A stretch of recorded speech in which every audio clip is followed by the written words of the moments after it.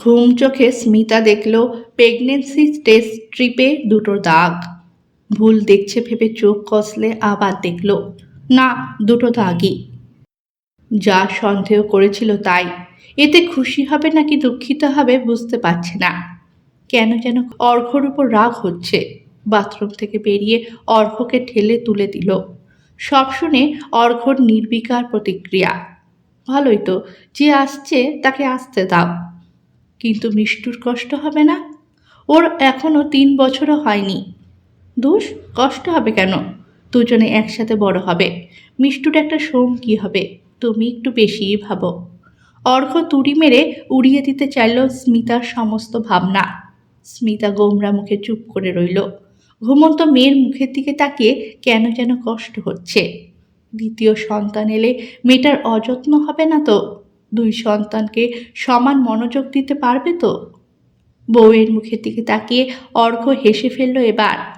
কি এত ভাবছ? যাও, খবরটা মাকে দাও গিয়ে। দেওয়া যাবে। বিছানায় উঠে মেয়েকে জড়িয়ে ধরে শুয়ে পড়ল স্মিতা। অর্ঘ্য বুঝল বউয়ের মেজাজ খারাপ। কথা না বাড়িয়ে বাথরুমে ঢুকল। ওকে তো অফিসে বেরোতে হবে।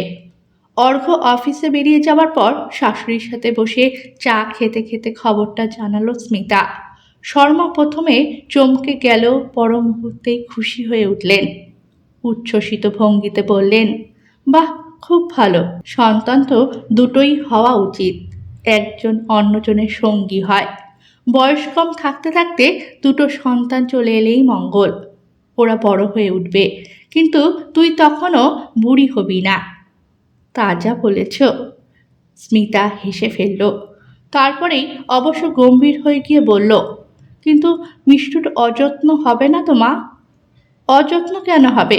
আমি রয়েছি তবে কি করতে? খুশি হয়ে মাতৃসমা শাশুড়িকে জড়িয়ে ধরতে গেল স্মিতা। তারপরেই সরমা যা বললেন তার জন্য মোটেই প্রস্তুত ছিল না সে। প্রথমে মনে হলো ঠিক শুনছে তো। হতবাক হয়ে তাকিয়ে রইল।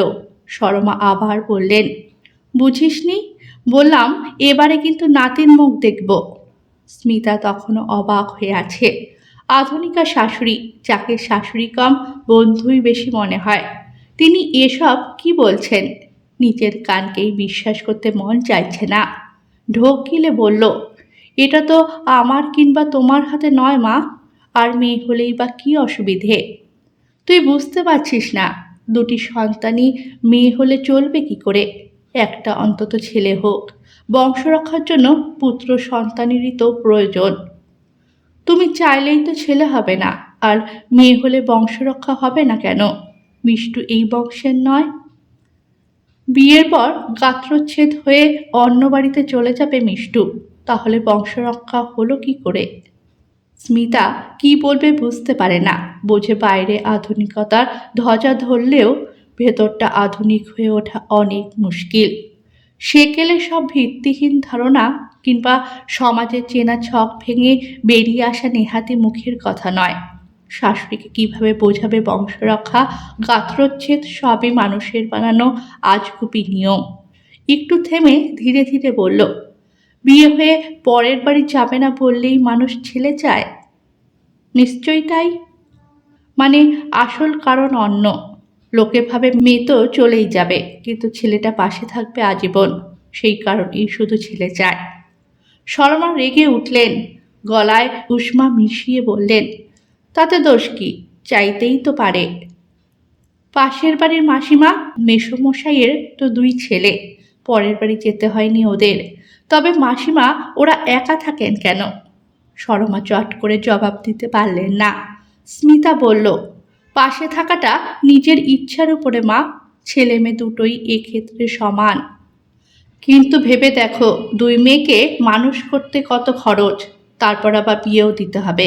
খরচ তো ছেড়েই দিলাম, ওদের জন্য ভালো ছেলে, ভালো ঘর খুঁজে বের করা, এগুলোও কি কম ঝামেলার ব্যাপার? শেষ অস্ত্র প্রয়োগ করেন সরমা। এই ঝামেলাগুলো একটা ছেলের জন্য প্রযোজ্য। ভালো করে ভেবে দেখো। সরমা আরও রেগে গেলেন। তোকে বোঝানো আমার কম্য নয়। গজগজ করতে করতে চলে গেলেন সরমা। সেদিকে তাকিয়ে হেসে ফেলল স্মিতা। রাতে অর্ঘ্যকে খুলে বলল মায়ের কথাগুলো। হাসতে হাসতেই বলেছিল, কিন্তু শুনে অর্ঘ্য হাসল না, বরং গম্ভীর হয়ে গেল। বলল, মা কিন্তু ঠিকই বলেছেন, একটা ছেলে আর একটা মেয়ে, তাতেই একটা পরিবার সম্পূর্ণ হয়। এবার একটা ছেলে হলেই ভালো। আশ্চর্য হয়ে গেল স্মিতা। অর্ঘ্য তাহলে এমন করেই ভাবে? কিন্তু যদি আবার মেয়ে হয়? জিজ্ঞাসা করল কিছুটা মজা করেই। হতেই পারে, এতে তো আমাদের হাত নেই। সেটাই তো, হোক না মেয়ে, সুস্থভাবে জন্মালেই হলো। দুই মেয়েকেই আমি ভালো করে মানুষ করব। কিন্তু আমি যে একটা ছেলে চাই। ছেলেও তো হতে পারে, আগে থেকেই ভাবছো কেন মেয়ে হবে? কিছুক্ষণ চুপ করে রইল অর্ঘ্য, তারপর বলল, একটা কথা বলি স্মিতা, প্লিজ অন্যভাবে নিও না। স্মিতা আষ্টে গন্ধ পায় অর্ঘ্যর বলার ভঙ্গিতে, তাকিয়ে থাকে থমথমে মুখে। বেবিটা ছেলে না মেয়ে বোঝা যায় আগে থেকেই, জানো তো। একটা টেস্ট করিয়ে ফেলি। জানি এটা ঠিক নয়। অস্বস্তিতে থেমে যায় অর্ঘ্য। বেবিটা ছেলে নাকি মেয়ে জেনে কি করবে? স্মিতা শীতল কণ্ঠে বলে, কিছু না, মানে। চুপ করে যায় অর্ঘ্য। না বলতে পারা কথাটায় স্মিতার সারা শরীরে হিম আতঙ্কের শিহরণ। ছি অর্ঘ্য, ভাবতেও পারলে কি করে? তুমি না বললে যে আসছে তাকে আসতে দাও। তুমিও তো চাওনি এখন বেবি আসুক। দেওয়ালে পিঠ থেকে গিয়ে অর্ঘ্য আক্রমণাত্মক হয়ে উঠেছে। আমি চাইনি মানে? আমি শুধু ভেবেছি মিষ্টুর কথা। একবারও কি তোমার মতো ভেবেছি? অর্ঘ্য চুপ করে গেল। স্মিতা তখনও রাগে ফুঁসছে। কিছুদিন পরেই অনন্যা অর্থাৎ মিষ্টুর বিয়ে, ওর নিজের পছন্দ করা ছেলের সাথেই। স্মিতা মহাব্যস্ত মেয়ের বিয়ের জন্য। সেদিনের মিষ্টু এখন 25-এর যুবতী। ছোট শরণ্যা মেডিকেলে পড়ছে। অনন্যা ইলেকট্রনিক মিডিয়াতে গ্রাফিক ডিজাইনারের কাজ করে। অর্ঘ্য গর্বিত ওর মেয়েদের নিয়ে। ওদের ঠাম্মাও নাতনিদের প্রশংসায় পঞ্চমুখ। মনে মনে হাসে স্মিতা। বিয়ে উপলক্ষে অনেক আত্মীয় স্বজনের ভিড় বাড়িতে। চায়ের ট্রে হাতে করে নিয়ে স্মিতা শুনল এক বয়স্কা আত্মীয়া গল্প করছেন শাশুড়ি মায়ের সাথে। 5 বছর পর অবুর বউ মা হতে চলেছে। এখন ভালোই ভালোই পুত্র সন্তান এলে বংশ রক্ষা হয়। তুমি আশীর্বাদ করো বর্দি, যেন ছেলেই হয়। শাশুড়ি কি বলেন শোনার জন্য স্মিতা কান খাড়া করল। শর্মা গম্ভীর মুখে বললেন, ছি ছি, কি বলছো তুমি? অবুর বউ মা হচ্ছে, এটাই তো কত আনন্দের কথা। ছেলে হোক কি মেয়ে, কি আসে যায়? আজকালকার দিনে সবাই সমান। ওসব বংশ রক্ষা টক্ষা বাজে কথা। আমার নাতনিদের দেখো, ছেলেদের চেয়ে কোন অংশে কম? মনে মনেই হাসে স্মিতা।